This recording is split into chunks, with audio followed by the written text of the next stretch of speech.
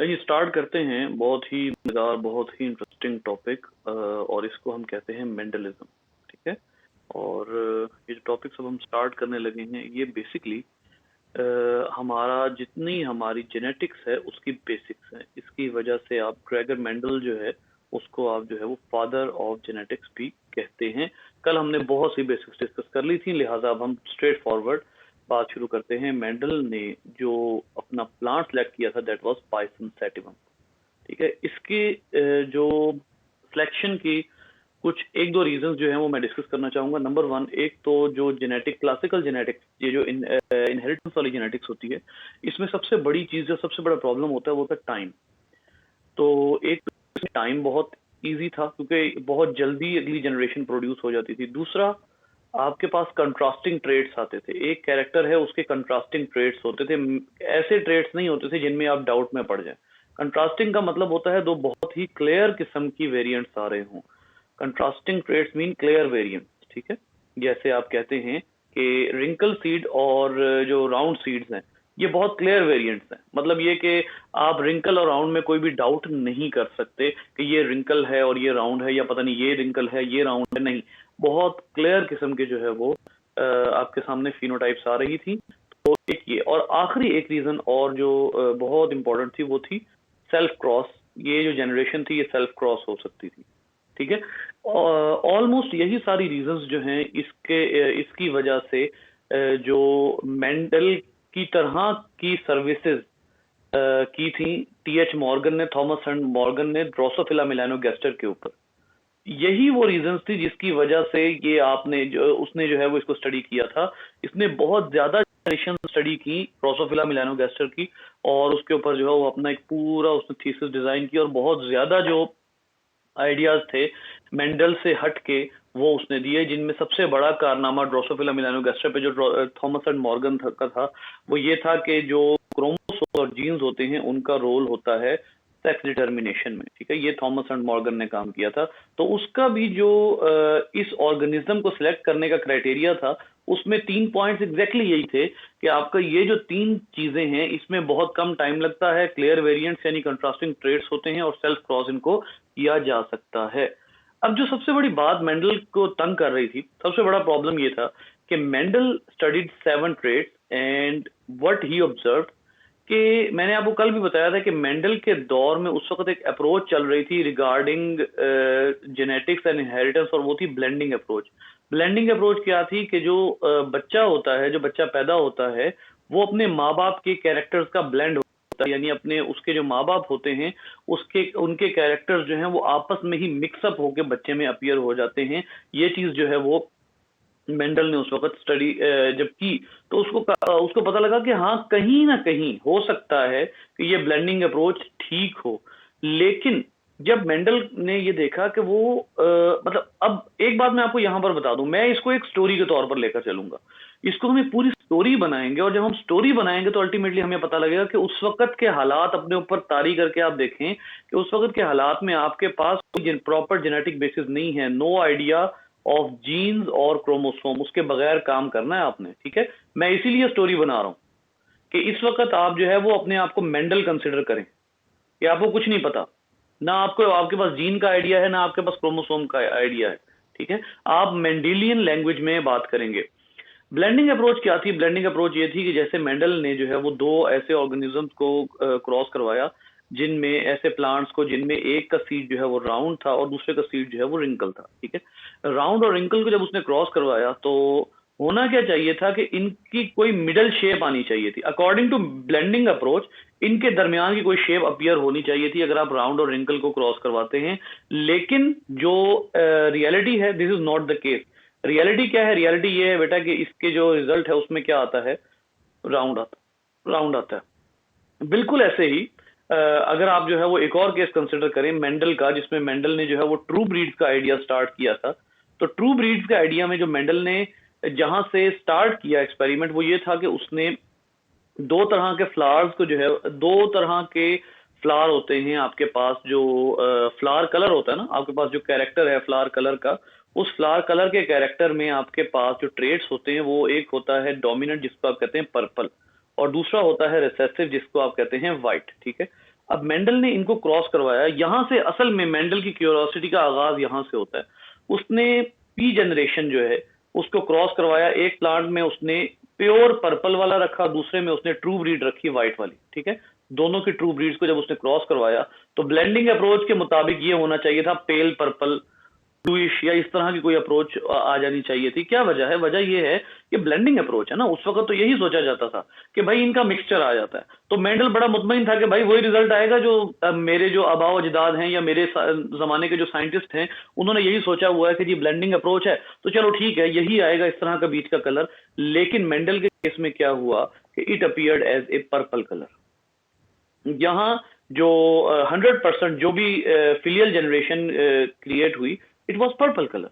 अब प्रॉब्लम यह, यहां मेंडल थोड़ा सा खटका कि यार ना पर्पल ना व्हाइट, होना क्या चाहिए था ब्लेंडिंग अप्रोच के मुताबिक दरमियान का कोई कलर आना चाहिए था, नहीं आया। अब अगर मेंडल यहां पर अपने रोक देता, अपने वो एक्सपेरिमेंट्स रोक देता, यहीं पर अपनी क्यूरियोसिटी को ताला लगा देता, मजीद सेल्फ फर्टिलाइजेशन ना करवाता, वो जो जनरेशन प्रोड्यूस हुई थी उसमें आगे रिप्रोडक्शन ना करवाता, तो आप कभी भी ये नहीं गैस कर सकते थे अभी तक कि ये असल में स्टोरी क्या है, ठीक है, क्या होता है और क्या चीजें जो हैं वो इस तरह से काम करती हैं। जैसे मेंडल ने क्या किया, मेंडल ने सेल्फ फर्टिलाइज करवाया, सेल्फ क्रॉस करवाया किसको, F1 जनरेशन को। F1 जनरेशन को सेल्फ फर्टिलाइज करवाने का क्या मतलब है कि मेल भी F1 से लिया और फीमेल प्लांट जो है वो भी उसने F1 से लिया और इनको क्रॉस करवाया। आपको बहुत अच्छे तरीके से पीछे पता लग चुका है कि F1 में क्या प्रोड्यूस हुआ, पर्पल फ्लावर। तो मेल भी और फीमेल भी उसने पर्पल फ्लावर दोनों जो है जो F1 जनरेशन के थे उनको उसने क्रॉस करवा दिया। एंड अल्टीमेटली जो रिजल्ट निकला वो ये था कि उस पॉपुलेशन का जो 3/4 हिस्सा था, 3/4 हिस्सा, उसके फ्लावर कितने थे, पर्पल, कौन से, और जो 1/4 हिस्सा था उसके फ्लावर कौन से थे, व्हाइट। अब यहां पर बात आती है जो मेंडल को थोड़ी सी समझ आई, यहां से मेंडल ने कुछ हाइपोथेसिस डिजाइन की। नंबर 1 ये कि there is some sort of shuffling.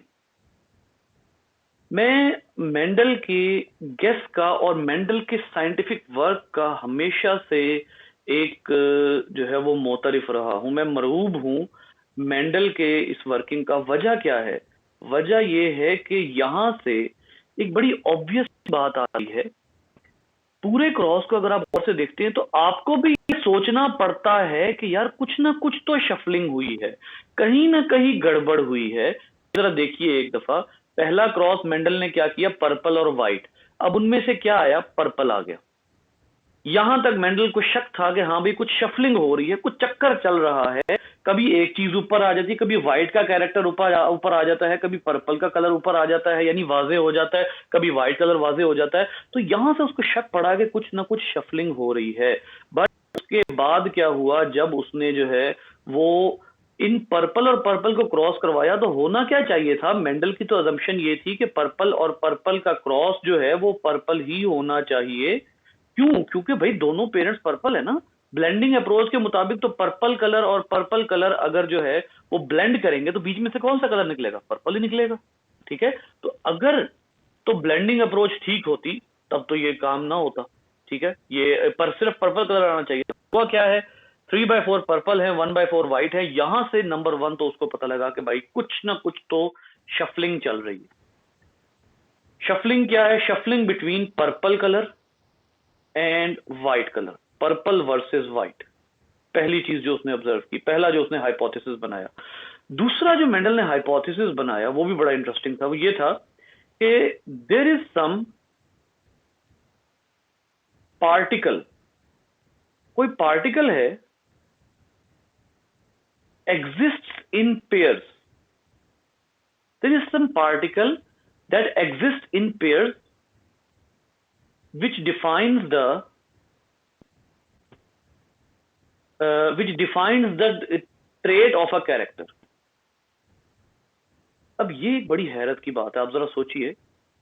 और आपको यहां पर इत्तला के लिए आपको अर्ज कर दूं कि मेंडल, यहां पर मैंने इस वर्ड को लिखा है पार्टिकल, ठीक है। मेंडल के जो कैम्बल की बुक है उसके मुताबिक ये वर्ड पार्टिकल है, लेकिन जो आपकी एफएससी की बुक है उसके मुताबिक ये वर्ड वहां पर मेंशन हुआ हुआ है एलिमेंटन के नाम से, ठीक है, एलिमेंटन।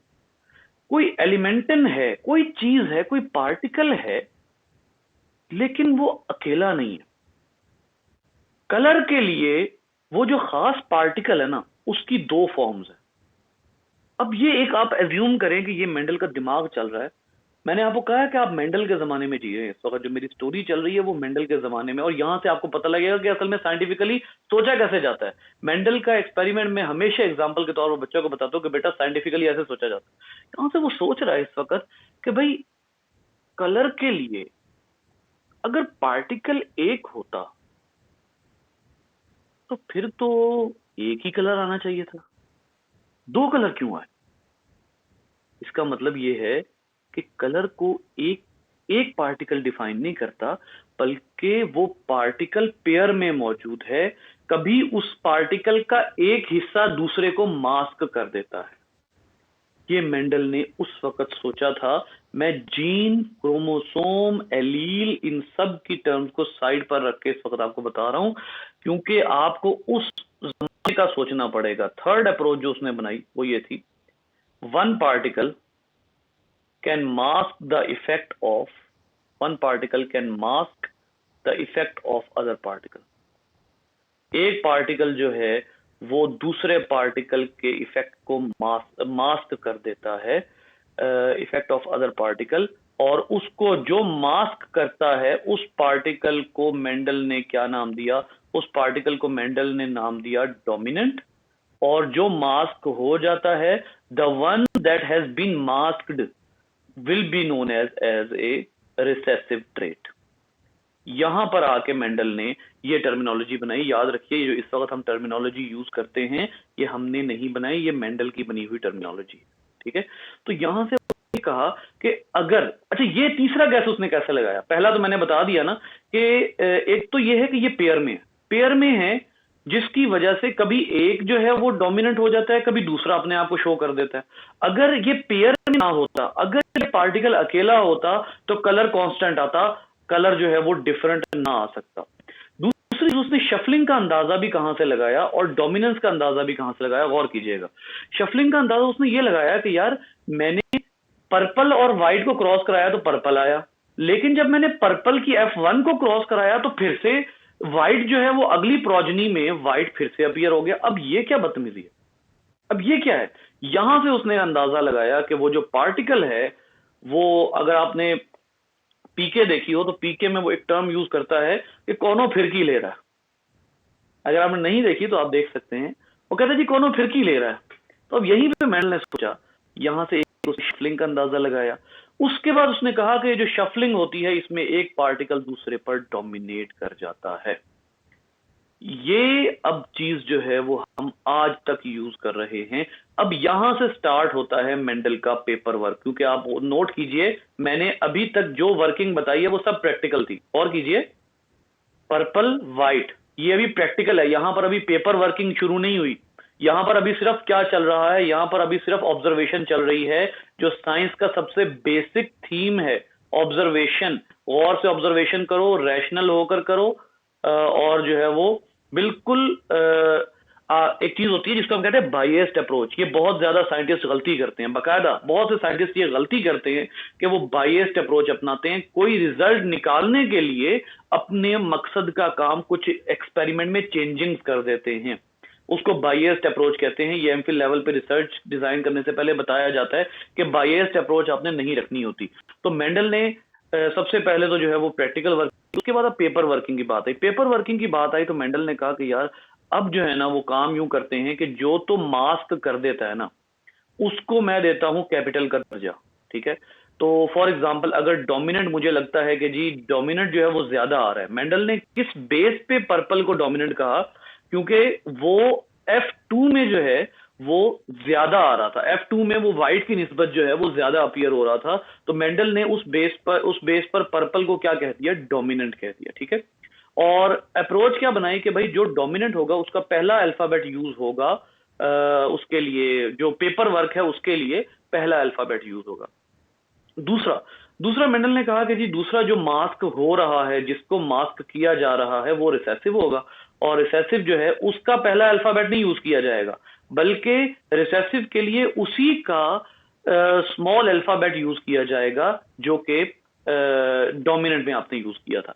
अब यहां पर आप गौर कीजिए थोड़ी सी, यहां मैं आपको ना मॉडर्न अप्रोच बताना मेरी मजबूरी है, क्योंकि मैंने भी आपको जब क्रॉसेस बनाकर दिखाने हैं तो आपको कैपिटल पी और स्मॉल पी में फर्क बड़ा मुश्किल हो जाएगा। इसके लिए आसानी क्या होती है मॉडर्निज्म में, ये होती है कि आप डोमिनेंट के ऊपर प्लस लगा दें। ये मेंडल ने नहीं किया था, ये मेंडल ने नहीं किया था, इसीलिए मैं यहां पे दरमियान में आपको कह रहा हूं कि हम थोड़ा सा मॉडर्न अप्रोच की तरफ आ रहे हैं। ये काम मेंडल ने नहीं किया था, तो हम डोमिनेंट के लिए जो है वो क्या कर देंगे, प्लस लगा देंगे। अब देखिए पेपर वर्क शुरू होता है। मेंडल का पहला पहला जो हाइपोथेसिस था वो क्या था कि भाई जो पार्टिकल है वो पेयर में एग्जिस्ट कर रहा है। अच्छा जी, पार्टिकल अगर पेयर में एग्जिस्ट कर रहा है तो स्टार्ट करो जी। स्टार्ट क्या करते हैं, स्टार्ट हम ये करते हैं कि दो, हमने कहां से स्टार्ट किया था बेटा, जरा 2 पेज अगर पीछे जाएं तो हमने स्टार्ट किया था ट्रू ब्रीड से, ट्रू ब्रीड्स ऑफ फ्लावर। तो ट्रू ब्रीड्स ऑफ फ्लावर में एक पर्पल थी, तो आपने एक ट्रू ब्रीड बना दी पर्पल की, उसको क्रॉस करवा दिया व्हाइट से, ठीक है, उसको आपने व्हाइट से क्रॉस करा दिया। अब आपके पास जो यहां पर, अब यहीं रुक के मेंडल की एक और अप्रोच जो जीनियस अप्रोच थी वो क्या थी कि ये जो शफलिंग हो रही है ना, शफलिंग, फोर्थ फोर्थ हाइपोथेसिस जो मेंडल ने अंदाजा लगाया वो क्या था कि while shuffling the pair gets separated. जो पेयर होता है वो एक दूसरे से अलहदा हो जाता है। द पेयर गेट्स सेपरेटेड, वो जो एलिमेंट्स का पेयर है वो अलहदा हो जाता है, and rejoined in next generation.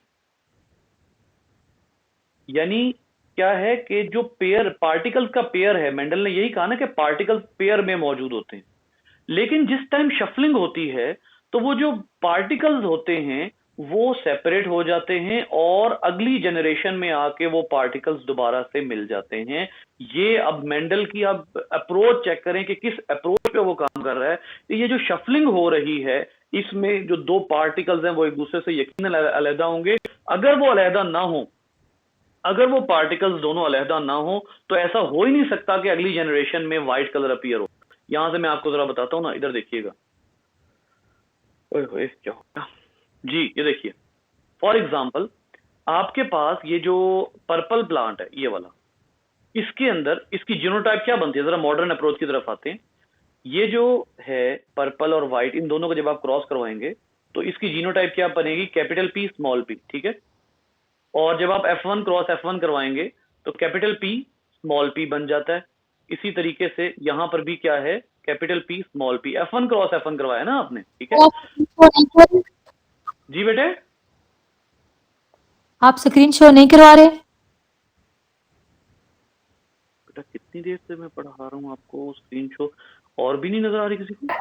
हो रही है, हो रही है, शो हो रही है हमसा।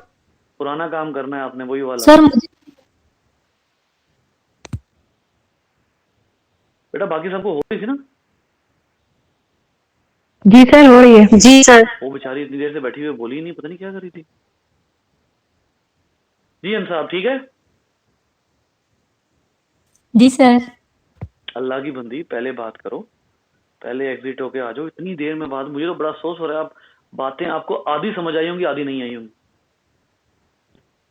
सर मैं समझी, आप ऐसे बता रहे हैं तो मैं लिखने पे जोर लगा रही थी, स्क्रीन की तरफ नहीं देख रही ये थी। देखें, ये देखें जरा, ये देखें, मैंने यहाँ से शुरू किया लेक्चर, यहाँ से ये 1 2 तीसरी शीट भी भरना शुरू कर दी मैंने। अच्छा जी खैर, अब यहाँ पर मेंडल देखिए, यहाँ पर ये देखिए ये दोनों पर्पल हैं।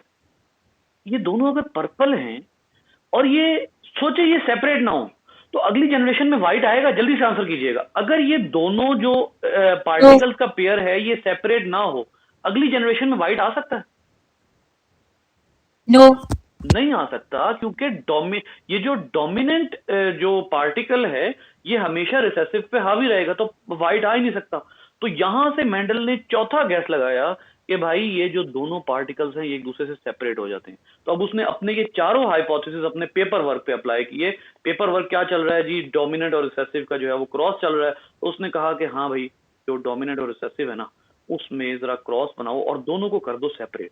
जब उसने दोनों को सेपरेट किया, दोनों को सेपरेट करने के टाइम पे उसने जो है वो इनके इर्द सर्कल लगा दिए ताकि ये दोनों एक दूसरे से अलग अलग नजर आए। तो अब देखिए ये और उसके बाद फिर ये अब होता क्या है, अब जरा मैं आपको थोड़ी सी मॉडर्न अप्रोच दोबारा बताता हूँ। होता ये है कि जब ये दोनों सेम होते हैं ना, तो डोमिनेंट या होमोजाइगस होते हैं अगर दोनों, या रिसेसिव होते हैं, डोमिनेंट होते हैं, तो हम ये जो आगे इनको सेपरेट करवाते हैं, ऑब्वियसली यहाँ पर जो है वो गैमीट्स बन रहे हैं।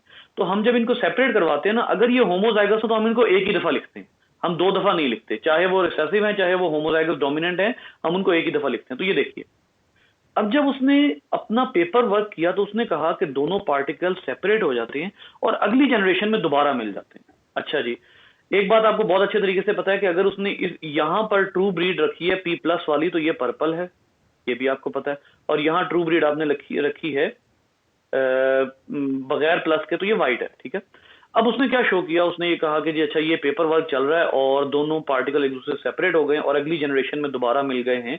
अगली जनरेशन में जब वो दोबारा मिलते हैं तो मेंडल के ख्याल में एक पार्टिकल जो है वो मेल की तरफ से आता है, एक पार्टिकल फीमेल की तरफ से आता है, और वो आकर जो है वो मिल जाते हैं। ये अप्रोच क्यों थी कि एक पार्टिकल मेल से और एक पार्टिकल फीमेल से आता है, क्योंकि ये बात तो हमें पता है कि जो मदर और फादर है दोनों पार्टिसिपेट करते हैं ना। हम कहते हैं कि मदर और फादर जो है दोनों का ब्लेंडिंग अप्रोच पे वापस आए। ब्लेंडिंग अप्रोच हम मेंडल के जमाने में, इस जमाने में मेंडल की अप्रोच, जो मेंडल के जमाने की अप्रोच है वो ये है कि मदर और फादर दोनों के कैरेक्टर्स जो हैं वो होते हैं, ब्लेंड होते हैं। तो ये बात सोचना कोई बहुत ज्यादा मुश्किल नहीं है कि पार्टिसिपेशन दोनों तरफ से होती है, उधर से भी होती है इधर से भी होती है। तो उसने क्या कहा, उसने कहा कि ये दोनों के दोनों पार्टिसिपेट करते हैं, लेकिन एक पार्टिकल ये देता है एक पार्टिकल ये देता है, और अगली जनरेशन जो है वो उन पार्टिकल्स के दोबारा मिलने पर जो है वो डिपेंड करती है। तो अब जब पार्टिकल दोबारा मिले तो एग्जैक्टली मेंडल के ख्याल में जो था वही रिजल्ट आया, यानी पर्पल। क्योंकि P+ जहां पर होगा, मेंडल ने कहा कि जहां पर डोमिनेंट होगा वो रिसेसिव के इफेक्ट को मास्क कर देगा। ले जी, उसके बाद ये काम तो हो गया, P जनरेशन को उसने क्रॉस करवा दिया और उसके बाद F1 जनरेशन आ गई। F1 जनरेशन के बाद आपने जो है वो फिर क्या किया, अगला काम जो मेंडल की अप्रोच है, बेटा इसको कभी मत भूलिएगा, क्योंकि ये आपने जब भी कोई एक्सपेरिमेंट करना है, इवन मैं आपको अब एक बात यहां पर जिक्र करता हूं, जो T.H. मॉर्गन था, थॉमस हंट मॉर्गन, उसने जब ड्रोसोफिला एक्सपेरिमेंट किया तो उसने भी आगाज एग्जैक्टली वही किया जो मेंडल ने किया था। क्या? ट्रू ब्रीड्स क्रॉस कराए। ट्रू ब्रीड्स क्रॉस करवाने के बाद उस पूरी जनरेशन की सेल्फ फर्टिलाइजेशन, सेल्फ क्रॉस करवाया। तो आपको जब भी जेनेटिक्स का एक्सपेरिमेंट डिजाइन करना होता है तो आप आगाज में ट्रू ब्रीड्स को क्रॉस कराते हैं, ट्रू ब्रीड्स को क्रॉस करवा के उसके बाद उसको लेकर चलते हैं। तो अब देखिए मेंडल ने नेक्स्ट टाइम जो है वो सेल्फ क्रॉस करवाया, F1 क्रॉस F1। जी आपको बहुत अच्छे तरीके से बताया, जो F1 है वो P+ P है, स्मॉल p है, और ये P+ P है। अब यहां पर मेंडल ने कहा कि हाँ भाई ये पार्टिकल्स पेयर में हैं दोबारा से, क्योंकि ये अगली जनरेशन में ज्वाइन हो गए हैं, और अब इन्होंने दोबारा सेपरेट होना है क्योंकि अब ये अगली जनरेशन बनाने लगे हैं। तो हुआ क्या कि मेंडल ने इसके जो पार्टिकल्स थे इनको सेपरेट कर दिया at the time of sperm and egg formation, ठीक है। इवन मेरा ख्याल है मेंडल के जमाने में गैमीट्स का कॉन्सेप्ट भी नहीं था, तो उसने स्पर्म और एग का ही नाम दिया कि स्पर्म और एग में ये जो है वो सेपरेट हो जाता। अच्छा जी, अब उसने क्या किया, उसने बनाया एक अदद बोर्ड। ये बोर्ड किस बुनियाद पे बनाया? अब ये देखिए ना, मैंने आपको कल भी बताया था कि ये जो बोर्ड बना है इसमें मेंडल की वो जो मेरी आवाज आ रही थी आप लोगों को? जी सर। अच्छा, मेंडल की जो मैथमेटिक्स के टीचर है उसकी जो है वो अप्रोच काम है। वो क्या, ये जो तरीका मैं बताने लगा हूं बेटा, ये प्योर स्टैटिस्टिक्स का तरीका है। अगर आपने कभी बायोस्टैटिस्टिक्स पढ़ी तो आपको मेरी ये बात याद आएगी कि ये प्योर बायोस्टैटिस्टिक्स का तरीका है। क्या है कि अगर आपके पास दो इवेंट्स अकर हो रहे हैं तो उनकी प्रोबेबिलिटी का अंदाजा लगाने के लिए आप एक स्क्वायर बनाते हैं, जिसको जेनेटिक्स की जबान में क्या कहते हैं, पनेट स्क्वायर। तो ये उसको कहां से मिली चीज कि मैं इस तरह से डिजाइन करूं, ये उसके मैथमेटिक्स के टीचर से उसको मिली। अब आप यहां पर देखिए कि अब मेंडल ने कहा कि हाँ भाई अगली जनरेशन में, और ये पनेट स्क्वायर जो है, याद रखिए पनेट स्क्वायर कभी भी ऐसा नहीं है कि आपको जो है वो 100% सही रिजल्ट दे रहा है। पनेट स्क्वायर आपको किसी भी इवेंट की प्रोबेबिलिटी डिजाइन करने में हेल्प करता है। कौन सी बच्ची एग्जिट कर गई? एनी बेटा। अच्छा खैर, पनेट स्क्वायर आपको किसी भी इवेंट के होने की प्रोबेबिलिटी डिजाइन करने में हेल्प करता है। तो अब मेंडल ने जब प्रोबेबिलिटी डिजाइन की तो ये देखिए उसने पनट स्क्वायर बनाया और पनट स्क्वायर बना के उसने जो है वो अब कहा कि अगर तो ये वाला जो पार्टिकल है डोमिनेंट पार्टिकल, ये मदर की तरफ से आने वाले डोमिनेंट पार्टिकल से मिल जाता तो जो जनरेशन बनती वो P प्लस थी, ठीक है, यानी प्योर ट्रू ब्रीड पर्पल, ठीक है। अगर ये मदर की तरफ से आने वाला जो डोमिनेंट पार्टिकल है ये फादर की तरफ से आने वाले रिसेसिव पार्टिकल से मिल जाए, तब भी जो है वो क्या होगा, फिनोटाइप जो है यानी जो ट्रेट है वो क्या आएगा, वो पर्पल ही आएगा। अगर मदर की तरफ से आने वाला जो पार्टिकल है वो हो रिसेसिव लेकिन फादर की तरफ से आने वाला पार्टिकल डोमिनेंट हो, तब भी क्या होगा कि जो ट्रेट आएगा वो डोमिनेंट ही आएगा। लेकिन अगर मदर और फादर की तरफ से जो पार्टिकल्स आ रहे हैं वो दोनों रिसेसिव हों, तो वो ऐसे मौके पर फिर जो ट्रेट शो होगा that would be recessive trait. अब यहां पर जो मेंडल ने प्रोबेबिलिटी बनाई तो उसका जो नतीजा निकला that was is exactly 3/4 purple to 1/4 white, exactly वही रिजल्ट जो उसको मिला था जब उसने प्रैक्टिकल वर्किंग की थी फ्लावर्स के ऊपर। अभी उसने ऐसा उस तरह का पेपर वर्क नहीं किया था। यहां से क्या नतीजा निकलता है बेटा कि मेंडल ने ये जो 4 हाइपोथेसिस बनाए थे, it was his genius thinking, कि वो उसने एक बहुत जीनियस थिंकिंग की और उसको अंदाजा हुआ कि होता असल में ये है कि ये सब के सब पेयर में होते हैं और एक पेयर का एक हिस्सा मेल जो है वो पार्टिसिपेट करता। आप अंदाजा करें ना कि मेंडल ने कितने लोगों के लिए राह हमवार कर दी कि मेंडल ने क्रोमोसोम का कॉन्सेप्ट भी क्रोमोसोम का नाम लिए बगैर बता दिया कि क्रोमोसोम मदर का जो है वो एक क्रोमोसोम मदर अपना उसमें जो है वो देती है, उसका मदर का रोल होता है, दूसरा क्रोमोसोम देने में फादर का रोल होता है। ये तो हमारी मॉडर्न अप्रोच है। उसने क्या कहा कि जी एक पार्टिकल मदर देती है, एक पार्टिकल फादर देता है, टोटली रैंडमली। अब ये देखिए, ये स्टैटिस्टिक्स में मैंने प्रोबेबिलिटी का नाम क्यों लिया?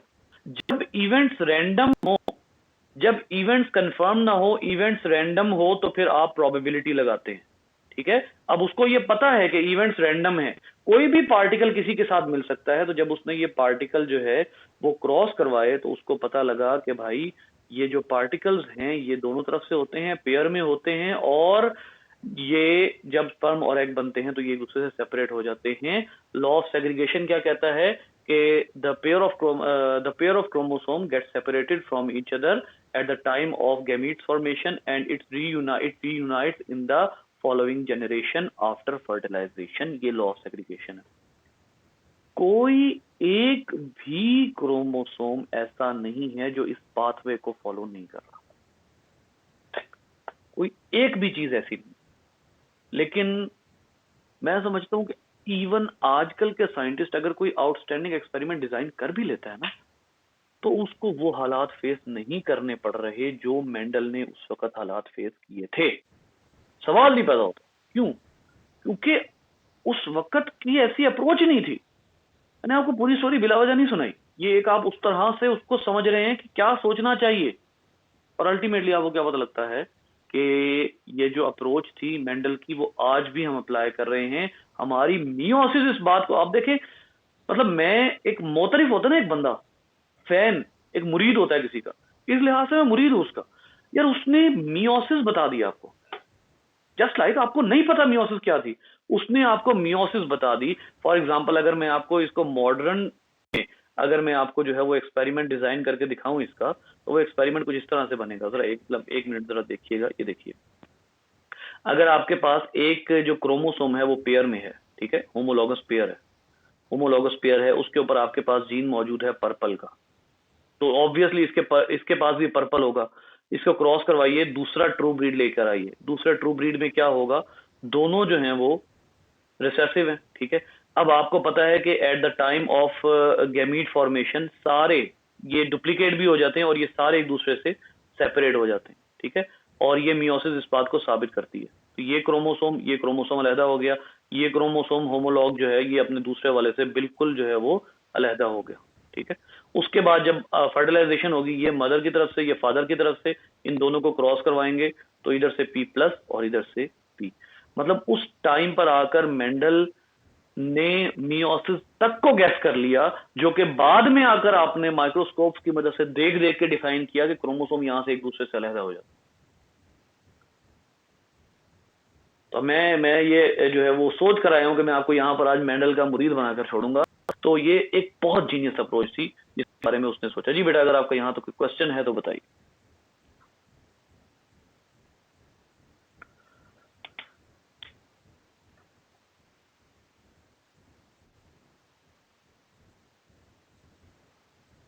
वैसे तो ये पुराना ही कॉन्सेप्ट है, मेरा नहीं ख्याल वो क्वेश्चन होगा इसमें, लेकिन हो सकता है ऐसी कहानी किसी ने ना सुनाई हो आपको। अच्छा जी, उसके बाद जो है वो नेक्स्ट अप्रोच हमने क्या कहा था, हमने ये कहा था कि मेंडल जो है वो वहां रुका नहीं, क्योंकि एक बात तो है कि साइंस जो है वो एक अदर एडिक्शन है, बहुत ही गंदी किस्म की एडिक्शन है। और क्या एडिक्शन है कि आपके अगर रिजल्ट आ रहे हो ना और आपको पता हो कि मैं सही वे में काम कर रहा हूँ, तो आप रिसर्च पेपर के, रिसर्च वर्क के, स्टडी के दीवाने हो जाते हैं। फॉर एग्जांपल, मैं जब एमफिल कर रहा था, मुझे जब समझ आ गया कि मेरा काम क्या है, देन आई वाज लाइक अच्छा ये रिसर्च पेपर है, दिखाओ, ये पढ़ा, अच्छा ये इसका रिजल्ट ये कह रहा है, ये कह रहा है। दीवाना आप एडिक्टेड हो जाते हैं। आपको पता लगता है जब आपके पास रेफरेंसेस आना शुरू होते हैं ना कि हाँ यार ये बात उस पेपर में ये कही गई है, ये बात उस पेपर में ऐसे कही गई है, जब ये बातें आना शुरू होती हैं फिर आपको कोई परवाह नहीं होती कि आपने क्या किया क्या नहीं किया। It is just like an addiction. थोड़ा सा आपको दिमाग से पागल होने की जरूरत है, आप बहुत अच्छे साइंटिस्ट बन जाते हैं। सो एडिक्शन के चक्कर में उसने अब अगला एक्सपेरिमेंट क्या शुरू किया, अगला उसने काम शुरू किया कि फॉर एग्जाम्पल अगर मैं डाई हाइब्रिड क्रॉस कराऊं, यानी कि दो ऐसे जो कैरेक्टर हैं, दो इंडिपेंडेंट कैरेक्टर, या यूं कह लीजिए कि दो डिफरेंट कैरेक्टर्स का इकट्ठा टेस्ट करूं। ठीक है, दो डिफरेंट कैरेक्टर्स उसने क्या स्टडी किया, उसने स्टडी किया, एक उसने स्टडी किया सीड कलर और दूसरा उसने स्टडी किया सीड शेप। ठीक है, इन दोनों को उसने इकट्ठे स्टडी किया और आपको पता है कि डाई हाइब्रिड जो है उसमें जो F1 होती है वो कोई से पर्टिकुलर दो कैरेक्टर्स के लिए हेट्रोजाइगस होती है। ठीक है, तो दो कैरेक्टर्स के लिए जब हेट्रोजाइगस होगी तो वो डाई हाइब्रिड होगी। अब डाई हाइब्रिड में उसने पहले ये याद रखिए कि फर्स्टली मेंडल का पहला काम क्या था। अगर मेंडल ने पहले ये काम ना किया होता तो वो डाई हाइब्रिड भी डिजाइन नहीं कर सकता था। मेंडल ने जो पहला काम क्या किया कि सबसे पहले सीड कलर और सीड शेप का मोनो हाइब्रिड एक्सपेरिमेंट कर लिया वंस अगेन। यानी ऐसा नहीं हो सकता कि अगर उसने पहले मोनो हाइब्रिड ना किया हो और डायरेक्टली डाई हाइब्रिड कर चुका हो, नहीं, ऐसा हरगिज नहीं। ठीक है, तो क्या किया उसने पहले इन दोनों का मोनो हाइब्रिड किया, उसके बाद उसने इन दोनों को एक जो है वो और एक्सपेरिमेंट में से गुजारा। दैट वाज इन दोनों को एक ही एक्सपेरिमेंट में इकट्ठे स्टडी किया। क्यों स्टडी किया? स्टडी उसने ये किया कि क्या ये सीड कलर और सीड शेप जो है ये दोनों एक दूसरे से जुड़े हुए हैं, are they attach to each other? क्योंकि दोनों का काम तो सीड के साथ है ना। तो अपेरेंटली हमें क्या लगता है, हमें ये लगता है अपेरेंटली ऐसा हो सकता है कि दोनों क्योंकि सीड के कैरेक्टर्स हैं लिहाजा दोनों एक दूसरे पर डिपेंडेंट हो सकते हैं। हो सकता है कि दोनों जो हैं वो दोनों के जो पीछे पार्टिकल्स हैं वो एक दूसरे के साथ नथी हों, एक दूसरे के साथ जुड़े हुए हों। एक बात कर लूं, उसके बाद इस बात को मजीद क्लियर करता हूं। मेंडल ने जब इनका मोनो हाइब्रिड कर लिया तो उसको क्या पता लगा, उसको ये पता लगा कि सीड कलर में जो डोमिनेंट है वो येलो है और जो रिसेसिव है वो ग्रीन है। ठीक है, और जो सीड शेप है उसमें डोमिनेंट जो है वो राउंड है और जो रिसेसिव है वो रिंकल है। ये उसने जो है वो डिजाइन कर लिया। इसका मतलब क्या हुआ कि आपके पास इन दोनों को मिला के जब आप डाई हाइब्रिड में बात करेंगे ट्रू ब्रीड की, तो डाई हाइब्रिड में जब आप ट्रू ब्रीड की बात करेंगे तो capital R capital R capital Y ये इसको रेफर करते हैं राउंड जो डोमिनेंट है और येलो जो डोमिनेंट ट्रेट है। सीड कलर के कैरेक्टर का डोमिनेंट ट्रेट है और सीड शेप के कैरेक्टर का डोमिनेंट ट्रेट राउंड है। तो इसकी true breed, dominant true breed ये बनेगी और होमोजाइगस रिसेसिव ट्रू ब्रीड बनेगी रिंकल येलो, रिंकल ग्रीन। ठीक है, ये उसकी जो है वो बनेगी ट्रू ब्रीड बनेगी डाई हाइब्रिड की। अब उसने क्या किया, उसने कहा कि हाँ जी, इसका मतलब ये हुआ कि ये जो कैपिटल आर और कैपिटल वाई अब इनके उसने बनाए गैमीट्स। इनके उसने कैसे बनाए, उसने बनाया G capital R capital Y. उसने कहा जी ये दोनों सेपरेट हो जाते हैं क्योंकि ये दोनों जो हैं वो डिफरेंट वो है ना, डिफरेंट कैरेक्टर्स के। कहता है इनमें से ये जो आर का पेयर है और ये जो वाई का पेयर है इनमें से डिफरेंट कैरेक्टर्स के जो एलील्स हैं, सॉरी डिफरेंट कैरेक्टर्स के जो पार्टिकल हैं वो एक ही गैमीट में जाएंगे। दोबारा सुनिए, दो पेयर हैं यहां पे, दोनों पेयर डिफरेंट कैरेक्टर के हैं, तो डिफरेंट कैरेक्टर के जो पेयर्स हैं वो एक ही एलील में जाएंगे। तो इस सूरत में उसने क्या किया, कैपिटल आर और कैपिटल वाई को एक गैमीट में रख दिया, इसको क्रॉस करवाएंगे, स्मॉल आर और स्मॉल वाई को एक गैमीट में रख दिया। क्यों? क्योंकि स्मॉल आर भी डिफरेंट कैरेक्टर के का पार्टिकल है और स्मॉल वाई भी डिफरेंट कैरेक्टर का पार्टिकल है। तो उसने कहा कि ये दो जो दोनों हैं ये असल में क्या होते हैं, ये एक ही गैमीट में जाते हैं। ठीक है, अच्छा उसके बाद क्या किया उसने कहा कि अच्छा जी दोनों, और ये बात वहां से भी साबित होती है, जरा एक दफा गौर कीजिएगा, ये बात वहां से भी साबित होती है कि अगर ये मदर है और ये फादर है, ठीक है, तो मदर और फादर ने जो पार्टिकल्स देने हैं, अगर वो शेप के लिए पार्टिकल दे रहे हैं तो वो कलर के लिए भी तो पार्टिकल देंगे ना उसी गैमीट में। ठीक है, बात तो गौर से सुनिए, अगर एक मदर जो है वो शेप के लिए पार्टिकल दे रही है लेकिन कलर के लिए पार्टिकल नहीं दे रही, तो ये तो हो ही नहीं सकता, इम्पॉसिबल है। तमाम कैरेक्टर्स के पार्टिकल्स मदर से भी आते हैं, तमाम कैरेक्टर के पार्टिकल्स फादर से भी आते हैं। ठीक है, तो अगर एक मदर शेप के पार्टिकल्स दे रही है तो यकीनन वो एक कलर के पार्टिकल्स भी देगी। बिल्कुल ऐसे ही अगर फादर शेप के पार्टिकल दे रहा है तो वो कलर के पार्टिकल्स भी देगा। तो इसका क्या मतलब हुआ कि आप सेम गैमीट में दो डिफरेंट कैरेक्टर्स के पार्टिकल को इकट्ठा कर देंगे। अब क्या हुआ, उसने जनाब इनको जब क्रॉस करवाया तो it was like capital R capital Y small Y. ये तो हो गया पेपर वर्क, लेकिन जो प्रैक्टिकल वर्क था उसमें भी यही आया, क्योंकि प्रैक्टिकल वर्क में ये क्या बनता है, ये बनता है राउंड येलो, और प्रैक्टिकल वर्क में ये क्या बनता है, रिंकल ग्रीन, राउंड येलो और रिंकल ग्रीन। ठीक है, और अब आप यहां पर देखिए कि यहां पर कौन सी फिनोटाइप शो होती है, राउंड येलो। यहां पर एक और मेंडल का हाइपोथेसिस क्लियर हो गया, वो क्या, उसने मोनोहाइब्रिड में क्या डिजाइन किया था, येलो डोमिनेंट है, और सीड शेप के मोनोहाइब्रिड में उसने क्या डिफाइन किया था कि राउंड डोमिनेंट है। इधर देख लीजिए, राउंड येलो आया डोमिनेंट कैरेक्टर और येलो आया डोमिनेंट कैरेक्टर। इसका क्या मतलब हुआ कि F1 में मेंडल के पास हमेशा क्या आते रहे, F1 में मेंडल के पास हमेशा आते रहे डोमिनेंट। ठीक है, डोमिनेंट ही शो होते रहे, और यही उसके प्रैक्टिकल वर्क में भी हुआ और उसके पेपर वर्क में भी हुआ। जी बेटा क्लियर है, समझ आ रही है? किसी को प्रॉब्लम हो रही है? जी सर। चलें ठीक है। अच्छा, यहां से अब आप देखिए कि अब यहां से अगली कहानी शुरू होती है। मेंडल ने कहा कि अब इसको जरा एज्यूम करते हैं कि अगर मैं सीड से रिलेटेड दो कैरेक्टर्स जो हैं उनके पार्टिकल्स को स्टडी करूं, तो क्या इनमें दो कैरेक्टर के पार्टिकल एक दूसरे के साथ पैकेज की सूरत में जाएंगे, या फिर ऐसा हो सकता है कि कैपिटल आर स्मॉल वाई से भी मिल जाए। मेंडल की फर्स्ट अप्रोच क्या थी, अगर वो पैकेज की फॉर्म में जा रहे हों, अगर जो पार्टिकल्स हैं वो पैकेज की फॉर्म में जा रहे हों, तो डोमिनेंट का एक पैकेज बन जाएगा और रिसेसिव का एक पैकेज बन जाएगा। डोमिनेंट के एक पैकेज से क्या मुराद है कि हमेशा जो दोनों डोमिनेंट पार्टिकल्स हैं वो एक दूसरे से नथी रहेंगे, जुड़े रहेंगे, और जो हमेशा जो रिसेसिव पार्टिकल्स हैं वो एक दूसरे से जो है वो जुड़े रहेंगे। ये कौन सी अप्रोच है, ये है डिपेंडेंट अप्रोच। डिपेंडेंट अप्रोच का क्या मतलब है कि जो डोमिनेंट पार्टिकल्स हैं और रिसेसिव पार्टिकल्स हैं वो एक दूसरे पर डिपेंडेंट है। दूसरी अप्रोच मेंडल ने क्या कही, मेंडल ने कहा कि दे आर इंडिपेंडेंट।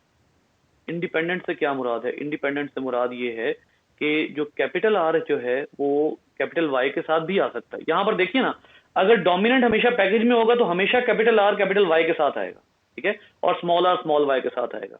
इंडिपेंडेंट में मेंडल ने कहा कि दूसरी अप्रोच ये हो सकती है कि कैपिटल आर स्मॉल वाई के साथ भी आ जाए, स्मॉल आर कैपिटल वाई के साथ भी आ जाए, और स्मॉल आर स्मॉल वाई के साथ भी आ जाए। अब ये जो पैकेजिंग है, एक अप्रोच उसने दी पैकेजिंग की और दूसरी अप्रोच उसने दी, ये इंडिपेंडेंट होते हैं, दोनों के ऊपर उसने वर्किंग की। अब जरा दोनों के ऊपर करते हैं हम वर्किंग, दोनों के ऊपर वर्किंग करते हैं जी। हमारे पास जो आखिरी F1 आई है उसकी जो जीनोटाइप है, चले मॉडर्न टर्म बोल देता हूं मैं, जीनोटाइप है वो हमारे पास है capital R small R capital Y small Y. इसकी दो अप्रोचेस डिजाइन करते हैं। एक अप्रोच है जिसको आप कहेंगे डिपेंडेंट, यानी कि पैकेज्ड अप्रोच, दोनों एक ही पैकेज में आगे जाएंगे। पैकेज्ड अप्रोच में हमेशा कैपिटल आर कैपिटल वाई के साथ रहेगा, ठीक है, और जो स्मॉल आर है वो स्मॉल वाई के साथ रहेगा। अब इसको क्रॉस फर्टिलाइज करवाएं, ये F1 के ऑर्गेनिज्म की जीनोटाइप है ना, ठीक है। तो जो इसी तरीके से अगर आप इसकी फीमेल बनाते हैं, कैपिटल आर कैपिटल वाई के साथ रहेगा, स्मॉल आर स्मॉल वाई के साथ रहेगा। अब आइए इन दोनों इनके गैमीट्स बनाते हैं। अगर ये इससे नथी है तो अगले गैमीट में ये पूरे पैकेज के तौर पर जाएगा, capital R capital Y, small R small Y, ठीक है।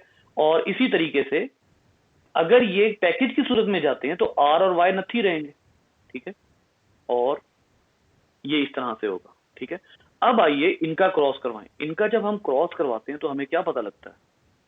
पता ये लगता है कि भाई ये एक गैमीट बन गया कैपिटल आर कैपिटल वाई, एक गैमीट बन गया स्मॉल आर स्मॉल वाई, एक गैमीट बन गया कैपिटल आर कैपिटल वाई, दूसरा गैमीट बन गया स्मॉल आर स्मॉल वाई। लो जी, अब जरा इनको करवाइए, capital R small capital Y capital R capital Y small Y, यहां पर भी capital R capital Y small Y, यहां पर small R small Y small Y. जी कौन सी अप्रोच बनती है? ये कौन सा लॉ बनता है दोबारा से? 3:1 नहीं बन रही है ट्रेड्स के हिसाब से? Yes sir. जी ये 3:1 बन रही है।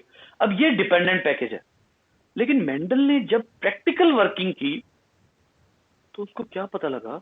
उसको ये पता लगा कि अल्टीमेटली जो रिजल्ट आया था वो था 9 पर्पल, सॉरी पर्पल मैंने क्यों कह दिया, पर्पल की तो बात ही नहीं है यहाँ पे। 9 round yellow, 3 round green, 3 wrinkle yellow और 1 रिंकल ग्रीन। मेंडल ने जब एक्सपेरिमेंट किया तो उसको पता लगा कि यार ये तो सारे के सारे ही शफल हो रहे हैं, मतलब राउंड येलो भी आ रहा है, राउंड ग्रीन भी आ रहा है, रिंकल येलो भी आ रहा है, रिंकल ग्रीन भी आ रहा है। इसका मतलब है ये तो डिपेंडेंट हो ही नहीं सकते, ये तो पैकेज में आ ही नहीं रहे भाई। अगर ये पैकेज में आते होते तो फिर सिचुएशन 3-1 की बननी थी। लो जी, उसने जनाब स्टार्ट किया पेपर वर्क, और पेपर वर्क में उसने कहा कि भाई ये सारे के सारे इंडिपेंडेंट होते हैं, capital R capital Y small Y, और इसी तरीके से इसकी जो है उसने जो है वो क्रॉस करवा दी। अब इसके गैमीट्स बनाने का क्या तरीका है कि आप एक दफा इस कैपिटल आर को इससे मल्टीप्लाई करके गैमीट बनाएं, एक दफा इस कैपिटल आर को इससे मल्टीप्लाई करें। तो बनाइए जरा gamete, capital R capital Y, एक गैमीट बन गया, क्योंकि दोनों कैरेक्टर एक गैमीट में जाने हैं ना। तो दूसरा कैपिटल आर स्मॉल वाई, ये एक गैमीट बन गया। दूसरा तरीका और एक और तरीका, इस स्मॉल आर को इस कैपिटल वाई से एक दफा क्रॉस करवाएं और इस स्मॉल आर को इस स्मॉल वाई से करवाएं, तो ये उसके पास बाकी दोनों गैमीट्स बन गए। ले जी, यही गैमीट इसके हैं और यही गैमीट इसके हैं, क्योंकि जाहिर है जीनोटाइप सेम है। अब इसका बड़ा अच्छा तरीका है, अब आपने पनेट स्क्वायर कितना बड़ा बनाना है बेटा? 4 गैमीट्स ये हैं, 4 ये हैं। अगर आप 2 और 2 के खाने 4 बनाते हैं तो 4 और 4 के खाने कितने बनाएंगे? 16 जी 4x4 का बॉक्स बनाएंगे। तो देख लीजिए, जब आप 4x4 का बॉक्स बनाएंगे तो आपको पता क्या लगेगा कि एक रिजल्ट क्या आ रहा है, एग्जैक्टली वही रिजल्ट आ रहा है जो मेंडल को प्रैक्टिकल वर्किंग में मिला, यानी 9331। ये आप लोग खुद कर लीजिएगा। निकला क्या नतीजा कि जो डोमिनेंट होते हैं वो चाहे एक ऑर्गन से रिलेटेड, अब सीड है ना, हमने सीड से रिलेटेड ही दोनों काम किए ना, तो क्या वो डिपेंडेंट है? नहीं, वो सीड में भी एक दूसरे पर डिपेंडेंट नहीं है। वो सीड में एक दूसरे पर डिपेंडेंट क्यों नहीं है? क्योंकि अगर ये डिपेंडेंट होते तो 3:1 की अप्रोच आती ट्रेड की। यहां पर फिनोटिपिक रेशो क्या आ रही है? 9331। इसका मतलब है कि ये डिपेंडेंट नहीं है, बल्कि ये जितने होते हैं ये एक दूसरे से सेपरेट हो जाते हैं, दे असॉर्ट इंडिपेंडेंटली। तो वो ये लॉ ऑफ इंडिपेंडेंट असॉर्टमेंट है, ठीक है। तो यहां आगे एक छोटी सी एक्सेप्शन आ जाती है इसमें कि लॉ ऑफ इंडिपेंडेंट असॉर्टमेंट जो है वो कंप्लीटली ठीक नहीं है। जी बेटा, और वो मैं कल बता चुका हूँ। जी आपको क्वेश्चन है तो बताइए।